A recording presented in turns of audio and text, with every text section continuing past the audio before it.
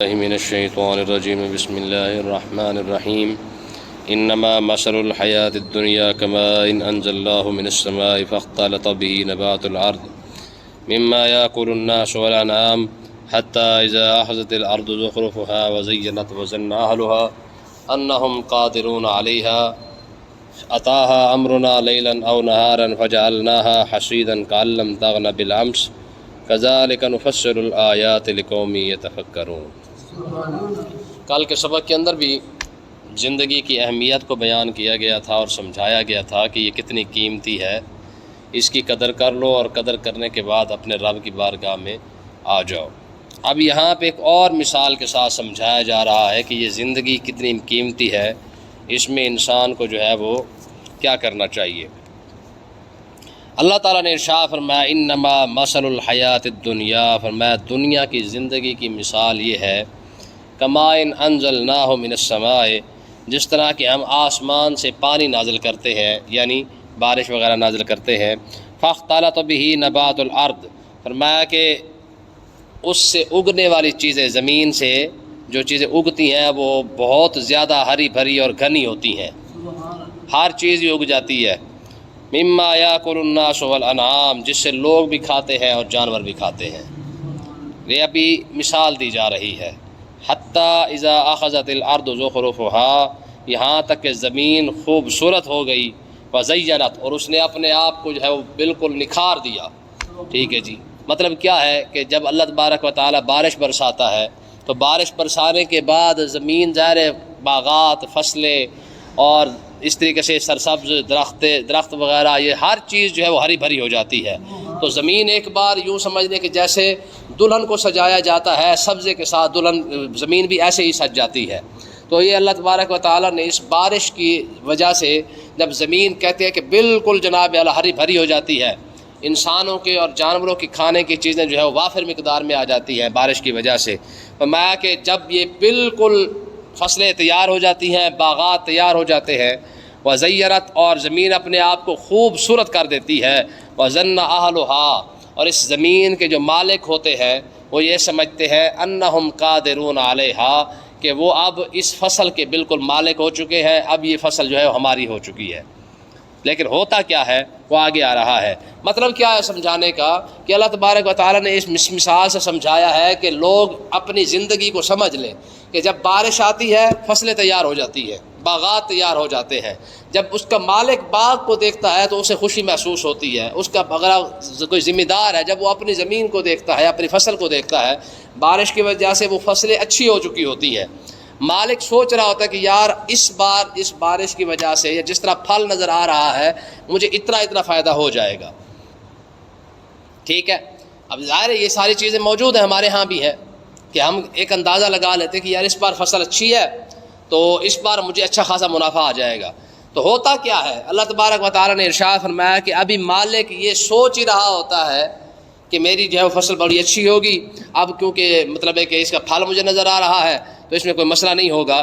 تو آگے اللہ تعالیٰ نے ارشاد فرمایا آتاہا امرنا لیلا او نہارا، فرمایا کہ پھر اچانک ہمارا حکم آ جاتا ہے چاہے دن کو یا رات کو۔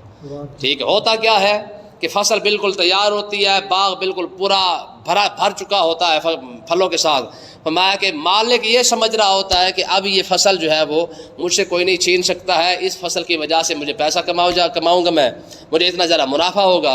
اللہ تعالیٰ ارشاد فرماتا ہے کہ ابھی یہ سوچ کے گھر ہی جاتا ہے، دن کو یا رات کو اچانک موسم خراب ہوتا ہے اور طوفانی بارشیں اور طوفانی ہوا جب شروع ہوتی ہے تو نتیجہ کیا نکلتا ہے کہ ساری کی ساری فصل اور ساری کی سارا باغ جو ہے وہ ختم ہو جاتا ہے۔ میں فجعلناها حصیدا، فرمایا کہ صرف ایسے ہو جاتا ہے جیسے ہم نے اسے کاٹ کے رکھ دیا ہو، کأن لم تغن بالامس، گویا کہ وہ ایسے ہوتا ہے جیسے کل تھا ہی نہیں۔ دیکھا نا، اچانک باغ ہمارے سامنے ہوتا ہے، فصل ہمارے سامنے ہوتی ہے، رات کو ایسی طوفانی ہوا چلتی ہے سارا باغ بھی اجڑ جاتا ہے، ساری فصلیں بھی اجڑ جاتی ہے۔ ٹھیک ہے، تو یہ اس مثال کا مطلب کیا ہے؟ اب ذرا آئے اصل بات کی طرف۔ اللہ تبارک و تعالیٰ نے اس بات میں سمجھایا کیا ہے؟ ہوتا یہ ہے کہ ایک شخص ساری زندگی کماتا رہتا ہے، اس کی جوانی کماتے کماتے گزر جاتی ہے، پردیش میں گزر جاتی ہے، پیسے کما کے پیچھے بھیج کے جناب وہ کوٹھیاں بنا لیتا ہے، کاریں بناتا ہے، ملیں بناتا ہے۔ جب وہ سمجھتا ہے نا کہ یار اب سب کچھ میرا بن چکا ہے، فیکٹریاں بھی ہو گئی ہیں، مارکیٹیں بھی بن چکی ہیں، کوٹھی بھی آ گئی، کار بھی آ گئی، ترقی میری پوری ہو چکی ہے. فرمایا کہ اب وہ انسان یہ سوچتا ہے کہ اب میں سکون کے ساتھ بیٹھ کے کیا کروں گا، کھاؤں گا. ٹھیک ہے، ہر بندہ اسی چکر میں پڑا ہوا ہے کہ یار ہون کما لیے پھر بیٹھ کے کھاواں گے. ٹھیک ہے، تاکہ سکون کے ساتھ زندگی گزر سکے. اب انسان ساری زندگی اس لیے کماتا رہتا ہے کہ شاید وہ سکون سے کے ساتھ بیٹھ کر کھا سکے. میں کچھ چلو ایسے خوش نصیب ہوتے ہیں جو ترقی کرتے کرتے اس مقام پر پہنچ جاتے ہیں کہ انہیں لگتا ہے کہ یار اب ہم سکون سے کھائیں گے، اب ہمیں زیادہ کمانے کی ضرورت نہیں ہے. ہوتا کیا ہے، ابھی وہ سکون سے بیٹھا ہی ہوتا ہے کہ موت کا فرشتہ آ جاتا ہے، موت آ جاتی ہے. یعنی انسان ابھی یہ سوچ کے بیٹھا ہے کہ چل یار میں اب بالکل میری ماہانہ آمدنی بھی ٹھیک ہے، میری سالانہ آمدنی ٹھیک ہے، اب مجھے کسی قسم کی کوئی پریشانی نہیں ہے، میں نے اپنی نسل کے لیے بنا لیا ہے جی، دوترے پوترے بھی بیٹھ کے کھا لیا کریں گے. تو میں ہوتا کیا ہے، آتاہا امرنا لیلا او نہارا، میں جیسے پکا ہوا باغ یا پکی ہوئی فصل تیار ہوتی ہے تو میں اس پر اچانک جب دن کو یا رات کو، لیلا او نہارا، دن کو یا رات کے کسی وقت جب طوفانی ہوا چلتی ہے، جس طرح وہ باغ اجڑ جاتا ہے، وہ فصل اجڑ جاتی ہے. میں یہی وجہ ہے کہ جب انسان بالکل مطمئن ہو کے بیٹھ جاتا ہے کہ بس ہون میں بیٹھ کے کھانا ہے، میں اچانک موت آتی ہے، سارا کا سارا پروگرام دھرا کا دھرا رہ جاتا ہے، کسی کو پتہ نہیں چلتا ہے. وَمَا كَذَلِكَ نُفَصِّلُ الْآيَاتِ لِقَوْمٍ يَتَفَكَّرُونَ، ہم سوچنے والوں کے سامنے ایسی آیتیں بیان کرتے ہیں. جو سوچ پہ سے وچار رکھتا ہے نا، جو سوچتا ہے کہ یار واقعی دیکھیں نا، ہماری قوم ہر سال بڑے بڈھے مناتی ہے کہ نہیں، برتھ ڈے ہے جی، یہ ساری قوم بڑے بڈھے پہ لگی ہوئی ہے. آپ مجھے بتائیں جب وہ سال ختم ہونے پہ یہ بڑے بڈھے منا رہے ہوتے ہیں، یہ سال گھٹ گیا ہے کہ بڑھ گیا ہے؟ گھٹ گیا ہے، کیونکہ یہ انگریز کی ذہنی غلام سوچ ہے نا. ٹھیک ہے جی، یہ انگریز کی ذہنی قوم ہے، جو ذہنی غلام ہے یہ، تو جیسے وہ کرتے جیسے کر لیتے ہیں.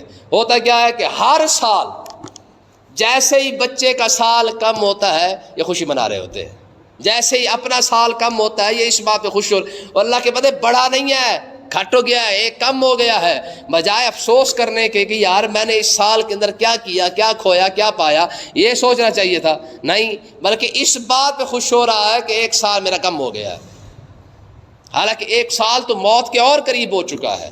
ٹھیک ہے، لیکن ہماری قوم کیونکہ اسے اور روایتیں مل چکی ہیں، فلمیں ڈرامے دیکھ دیکھ کر ذہن بن چکا ہے، جیسے وہ مناتے ہیں جیسے منانا شروع کر دیتے ہیں. تو دیکھیں اندازہ کریں، اللہ تبارک و تعالیٰ نے ارشاد فرمایا بھی ہم تو اسی طریقے سے لوگوں کو سمجھاتے ہیں. کذالک نفصل الآیات لقوم یتفکرون، یہ جو ہم تفصیل سے آیتیں بیان کرتے ہیں یہ ہر کسی کو سمجھ نہیں آتی ہیں. لقوم یتفکرون، سوچنے والی قوم کو یہ بات سمجھ آتی ہے. ٹھیک ہے، اور آگے دیکھیں فرمایا واللہ یدعو الی دار السلام، فرمایا اللہ تعالیٰ تمہیں دار السلام کی طرف بلاتا ہے، سلامتی کے گھر کی طرف بلاتا ہے. یعنی پہلے دنیا کی مثال دی ہے کہ اس زندگی کے ساتھ دل نہ لگا، اس زندگی کی اہمیت صرف اتنی ہے، جب تو خوش ہو کے بیٹھا ہوگا اچانک موت والی ہوا چلے گی، جس طرح فصل گئی، باغ گیا، اسی طرح کہ تیری زندگی بھی ختم. ٹھیک ہے، لیکن ہاں یہ ضرور ہے کہ رب تجھے ایک ایسی جگہ کی طرف بلا رہا ہے جہاں موت نہیں ہے، جہاں پہ جناب اللہ بیماری نہیں ہے، جہاں پہ کوئی پریشانی نہیں ہے، جہاں پہ کوئی تکلیف نہیں ہے. وہ کون سی ہے؟ واللہ یدعو الی دار السلام، میں دنیا کے زندگی کے ساتھ دل نہ لگا، میں تجھے سلامتی کا گھر عطا فرماتا ہوں. ٹھیک ہے، رب دعوت دے رہا ہے سلامتی کے گھر کی، دعوت دے رہا ہے. ٹھیک ہے، کہ سلامتی کا گھر ہے. کس چیز کی سلامتی ہے؟ موت سے سلامتی، بیماریوں سے سلامتی، پریشانیوں سے سلامتی، دکھ درد تکلیف سے سلامتی. یعنی تمہیں اس گھر کے اندر نہ پریشانی ہے، نہ موت ہے، نہ تکلیف ہے، نہ کوئی گل، نہ بات، چکر ہی کوئی نہیں ہے. سکون کے ساتھ جو سکون والی زندگی ہے جس گھر میں گزاری جا سکتی ہے، رب اس گھر کی دعوت دے رہا ہے. ٹھیک ہے، اور اگلی بات فرمایا وَيَهْدِي مَن يَشَاءُ إِلَىٰ صِرَاطٍ مُسْتَقِيمٍ، اللہ تعالیٰ جسے چاہتا ہے صراط مستقیم، سیدھے راستہ یعنی دین اسلام کی طرف ہدایت عطا فرما دیتا ہے. تو یاد رکھیں، دیکھیں نا بندہ، یہ اس سے بڑی کوئی بات ہو سکتی ہے؟ آپ قرآن مجید پڑھ کے دیکھیں، آقا علیہ الصلوۃ والسلام نے صحابہ کرام کو ارشاد فرمایا صحابہ تم جانتے ہو میری تمہاری مثال کیا ہے؟ میری تمہاری مثال کیا ہے؟ عرض کی یا رسول اللہ کیسی مثال ہے؟ حضور نے ارشاد فرمایا کہ یہ جو قرآن مجید آیت ہے یا ایھا الذین آمنوا اتقوا اللہ حق تقاتہ ولا تموتن الا وانتم مسلمون واعتصموا بحبل اللہ جميعا ولا تفرقوا واذکروا نعمت اللہ علیکم اذ کنتم اعداء فالف بین قلوبکم.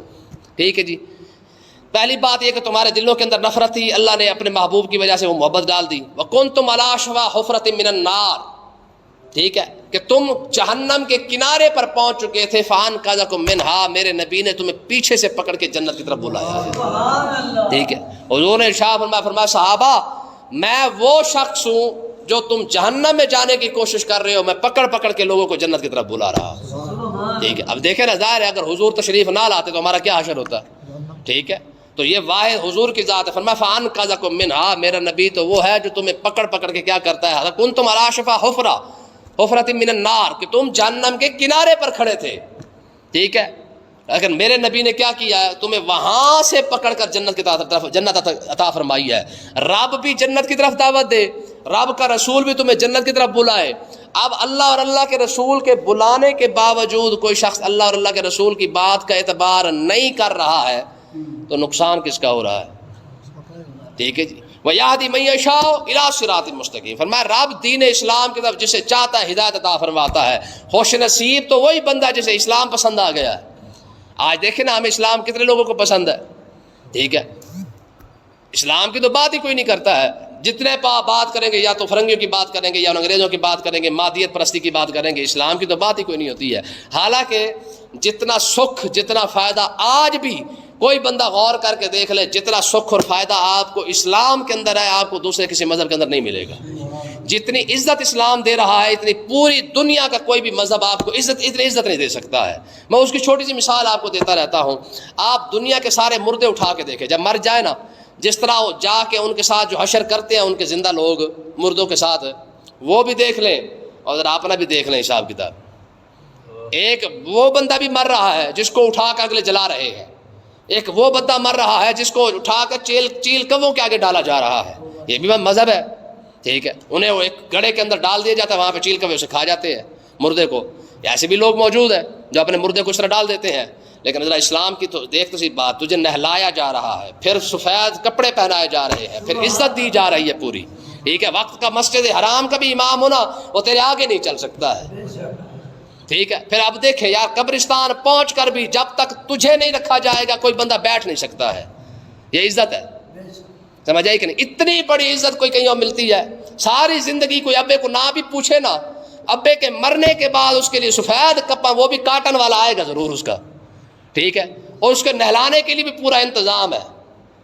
وہ صابن تو گھر والا بھی استعمال نہیں کرتے بلکہ نیا لے کے آتے. بھی ابا جو ہے وہ آخری بار چلو نہا رہا ہے، چلو اس کو جان چھڑوانے کے لیے چلو بھی نیا صابن ہی استعمال کر لو. جی خوشبوئیں لگائی جا رہی ہیں جناب، کفن کو معطر کیا جا رہا ہے، نیا صابن لایا جا رہا ہے. کیوں بھائی؟ بات سمجھ کہ نہیں؟ یہ عزت اسلام نے دی ہے، یہ کسی اور کا کمال نہیں ہے، یہ اسلام کی دی ہوئی عزت کا کمال ہے. ٹھیک ہے، آگے دیکھیں جی، اللہ تعالیٰ نے ارشاد فرمایا للذین احسنوا الحسنى وزیادہ. وہ لوگ جو بھلائی کرتے ہیں، جو نیکی کرتے ہیں، الحسنہ احسنوا، جو نیکی کرتے ہیں، الحسنہ میں جس طرح وہ نیکی کرتے ہیں انہیں بھی نیکی ہی دی جائے گی، بھلائی کا بدلہ بھلائی ہی دیا جائے گا. وزیادہ میں کہ بھلائی کرنے والوں کے لیے بھلائی بھی ہے، وزیادہ اور اس سے زیادہ بھی ہے، اس سے زیادہ بھی ہے. کیا ہے؟ یاد رکھیں بھلائی یہ نہیں ہے کہ آپ نے نماز پڑھ لی ہے، وہ تو خود کے ساتھ کی ہے. روزہ رکھ لیا ہے، وہ تو اپنے لیے کیا ہے. بھلائی تو دوسروں کے ساتھ کرنی پڑتی ہے، خیر خواہی دوسروں کے ساتھ کرنی پڑتی ہے. مطلب کیا ہے کہ اللہ تعالیٰ فرما رہا ہے کہ تو میرے بندوں کے ساتھ بھلائی کر، اللہ تعالیٰ تجھے اس کا صلہ ضرور عطا فرمائے گا. ایک چھوٹی سی مثال دیکھیں، حدیث پاک کے اندر آتا ہے کہ اگر کوئی شخص کسی کا عیب چھپا لے، کوئی چوری کر رہا ہے، ڈاکہ مار رہا ہے، زنا کر رہا ہے، شراب پی رہا ہے، کچھ کر رہا ہے، محض اس وجہ سے چھپا لے کہ چلو یار میں اس کا پردہ رکھتا ہوں، اللہ تعالیٰ میرے اوپر کرم فرما دے گا. تو حضور نے ارشاد فرمایا قیامت کا دن آئے گا اگر کوئی شخص کسی مسلمان کا پردہ رکھ لے، ہمارا قیامت کے دن رب ساری بزم محشر کے سامنے اس کے پردے رکھے گا. یہ اسلام کی تعلیمات ہے. ٹھیک ہے، یہ خوبصورتی ہے اسلام کی کہ اگر تو نے دیکھ لیا نا گناہ ہوتے ہوئے، ٹھیک ہے.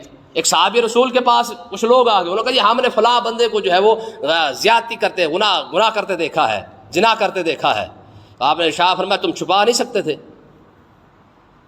چھپا لیتے تو کیا ہو جاتا. بات سمجھ کہ نہیں آئی ہے؟ مطلب کہنے کا یہ ہے کہ ٹھیک ہے غلط ہی ہے، لیکن دیکھنے والا اگر اس نیت سے اسے چھپا رہا ہے کہ مالک تو میرے پردے رکھ دے گا، تو کیا حضور علیہ السلام نے فرمایا قیامت کا دن آئے گا رب اس کے گناہ بھی لوگوں کے سامنے نہیں کھولے گا، بلکہ جس طرح وہ دنیا میں لوگوں کے عیب چھپا لیتا تھا، میں قیامت کے دن رب اس کے عیب چھپا لے گا۔ ٹھیک ہے جی، آگے دیکھیں اللہ تعالیٰ نے ارشاد فرمایا نیکی کرنے والوں کے لیے نیکی بھی ہے اور زیادہ بھی ہے۔ بھلائی کی جگہ کون سی، نیکی کون سی ہے؟ فرمایا جو دنیا میں نیکی کرتے ہیں اللہ تعالیٰ قیامت کے دن اس نیکی کا صلہ انہیں جنت میں عطا فرمائے گا۔ ایک بات وزیادہ، فرمایا جنت تو چلو نیکی کا صلہ ہو گیا، اس سے زیادہ جو اللہ تعالیٰ عطا فرمائے گا وہ کیا ہوگا؟ فرمایا اللہ تعالیٰ نیکی کے بدلے جنت عطا فرما دے گا، اور اس سے زیادہ جو ہے وہ اپنا دیدار الہی عطا فرما دے گا۔ زیادتی یہ چیز ہے، ٹھیک ہے، کہ نیکی کے بدلے میں نیکی ہو رہی ہے، وہ جنت مل رہی ہے، ٹھیک ہے، مگر جو زیادہ چیز عطا فرمائی جا رہی ہے وہ کیا ہے؟ فرمایا وہ تیری نیکی کے بدلے جنت تو تمہیں ملنی تھی وہ مل گئی ہے، لیکن وہ زیادہ، فرمایا رب نے جو اس کے اوپر جو زیادہ کرم فرمایا ہے وہ یہ ہے کہ اپنے پردے اٹھا کر سارے جنت کو جو ہے وہ اللہ تعالیٰ اپنے دیدار سے مشرف فرما دے گا۔ اور اگلی بات فرمایا ولا يرهق وجوههم قتر ولا ذلہ، فرمایا ان کے چہرے یعنی جو جنتی کو چہرے ہوں گے جو لوگوں کے ساتھ نیکی کرتے ہیں۔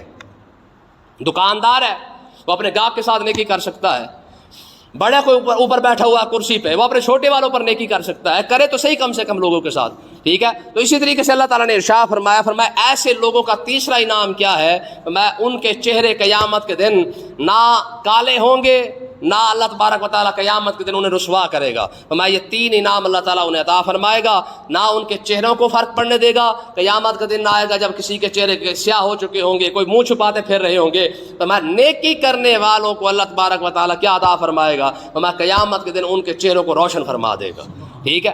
حضرت ابو ہریرہ رضی اللہ تعالیٰ عنہ سے حدیث پاک ہے، آقا علیہ السلام نے ارشاد فرمایا قیامت کا دن آئے گا میں اپنی امت کو پہچان لوں گا، ٹھیک ہے۔ صحابہ کرام نے عرض کی یا رسول اللہ وہاں تو ساری امتیں شامل ہوں گی، آپ اپنی امت کو کیسے پہچانیں گے؟ حضور نے ارشاد فرمایا مجھے یہ بتاؤ، اگر 1000 گھوڑا کھڑا ہو یا ہزاروں کی تعداد میں سارے گھوڑے موجود ہوں اور سارے کالے رنگ کے ہوں، اور ایک گھوڑا اس کے اندر وہ ہو جس کے اوپر سفید دھبے یا سفید داغ ہوں، پہچانا جائے گا کہ نہیں؟ صحابہ نے کہا حضور کیوں نہیں پہچانا جائے گا؟ بالکل پہچانا جائے گا۔ تو آقا علیہ السلام نے ارشاد فرمایا قیامت کے دن میری امت جب میرے پاس آئے گی نا تو وضو کی وجہ سے ان کے چہرے اور ان کے بازو چمک رہے ہوں گے، دور سے پتہ چل جائے گا یہ امت مصطفیٰ تشریف لا رہی ہے، ٹھیک ہے۔ تو اللہ تعالیٰ نے ارشاد فرمایا یہ لوگ جو دوسروں کے ساتھ نیکی کرتے ہیں اللہ تعالیٰ انہیں جنت بھی عطا فرمائے گا، اپنے دیدار بھی عطا فرمائے گا، اور ان کے چہرے قیامت کے دن جو ہے وہ کالے بھی نہیں ہوں گے، نہ ہی انہیں رسوا کیا جائے گا۔ اولئک اصحاب الجنت ہم فیہا خالدون، یہی جنتی لوگ ہیں جو ہمیشہ ہمیشہ جنت کے اندر رہیں گے۔ اللہ پاک سمجھنے کی توفیق عطا فرمائے۔